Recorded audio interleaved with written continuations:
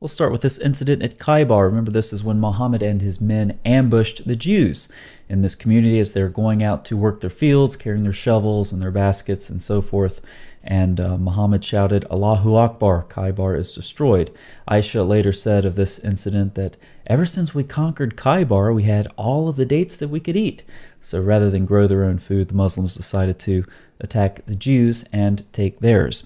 When Khaybar was conquered, a cooked sheep containing poison was given to Muhammad as a gift. Now let's think about this. You conquer a Jewish village named Khaybar. You take their food and you levy a heavy tax onto that community.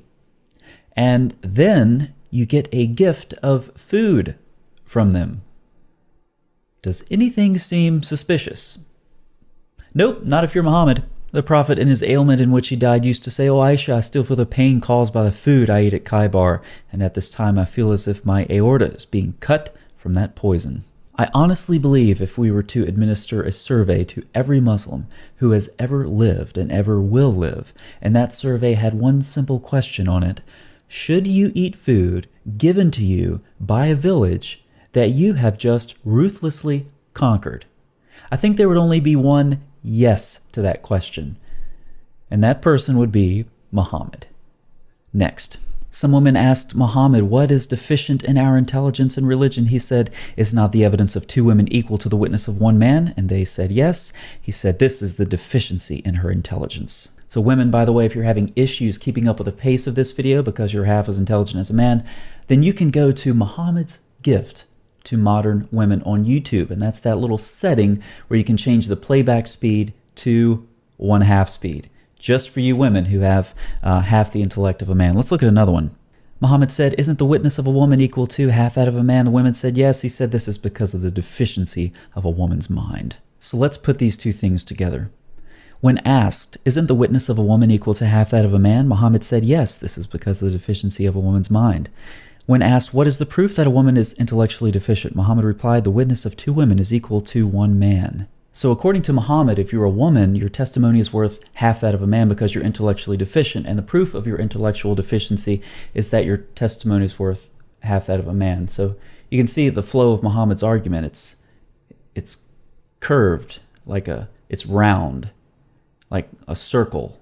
It's circular in nature, kind of like this illustration I prepared.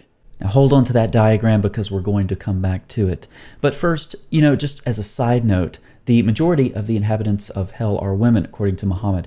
And if you could convince women that the reason that the majority of the inhabitants of hell are women, if you could convince them that's due to their deficient intellect, it would be a really good way to extort some money from them, because you could demand payment as a way to compensate for their lack of intellect. But who would do that? Muhammad. He passed by the women and said, "Give alms, as I have seen that the majority of the dwellers of hellfire are women. They are the most deficient in intellect." It's fascinating, right? You women are a bunch of dimwits, which is why you end up in hell, but if you give me some money, we'll smooth things over with Allah. We'll make it okay. Funny how that works. Now we're going to take one more side road before we come back to our diagram with Muhammad's reasoning, which once again kind of resembles a circle. And that is how so many things in Islam can be considered a miracle. Let's take a look at one. So this question is about the Prophet sucking on the tongue of a little boy. And of course you have to read it in Arabic to get the true meaning. It's not actually the Prophet sucking on the tongue. It's the Prophet sucking on the tongue of the little boy. And what do we have here? I mean, how do we explain this? You can see these Muslims process. How do we explain Muhammad sucking on this boy's tongue? Well, it turns out it's a miracle. It is a miracle of the Prophet. And again, it is a miracle of the Apostle of Allah. And just to make sure you get the message in capital letters, a miracle of the Prophet. Now, by the way, while we're here, let's talk about this. A miracle of the Prophet, I mean, look how many times this occurs just on this page. We can do a search. It occurs 1, 2, 3, and up here somewhere, 4. It occurs 4 times just on this page. Now, if you are a Muslim and you write after Muhammad, you are lazy and ignorant. Those aren't my words. Those are the words of your scholars. I'll read to you from my own copy of the Scared sacred Islamic law, and I'll put it up on the screen for you so that you can read it with me. One should avoid writing it in two defective styles, one of which is deficient in form, i.e. alluding to the blessings by two letters or the like, as certain lazy, ignorant, or unlearned people do, writing p-b instead of Allah bless him and give him peace. And once again, I'm just quoting your scholars. Back to the topic of Muhammad's circular reasoning. Watch carefully and remember the Islamic propensity to find miracles in everything that Muhammad did. Watch closely. Muhammad actually invented recycling. Camel urine. Let's move on to the next one. A group of Israelites was lost. No one knows what they did, but I did not see them, except they were cursed and changed into rats. If you put the milk of a she-camel in front of a rat, it will not drink it. But if the milk of a sheep is put in front of it, it will drink it. I told this to Ka'b, who said several times, "Did you hear it from the Prophet?" Let's formulate Muhammad's argument. Rats drink sheep milk and not camel milk. Jews drink sheep milk and not camel milk. Conclusion, a group of Israelites was changed into rats. Wow. Not only did Muhammad invent recycling, he also invented non sequiturs. So we've seen enough of Muhammad's logic, especially in this recent example, to get an idea for the way he thinks. And I think we've seen enough to formulate our own arguments using his logic. Allah's messenger said, "The hour will not be established until you fight with the Jews," and the stone behind which the Jew is hiding say, "O Muslim, there is a Jew behind me, so kill him." Now look how filthy, vile, and violent this hadith is. It must be weak, if only there's another one in Sahih al-Bukhari to confirm it. There is. Once again, at the end times, the stones will cry out, saying, "There's a Jew behind me, come kill him." But it would be much more reliable if this hadith was in Sahih Muslim as well. It is. You will fight against the Jews and you will kill them until even a stone would say, "Come here, Muslim, there's a Jew, come kill him." Let's read another one just to make sure. The last hour will not come unless the Muslims fight the Jews. And there are those talking stones and trees once again. Come kill the Jews hiding behind me. And with that, we are ready to formulate our first premise. Premise number one, Muhammad envisioned a future with all Jews killed. Premise number two is a very well-known historical fact. We can just look at Wikipedia. The final solution was a Nazi plan for the genocide of the Jews.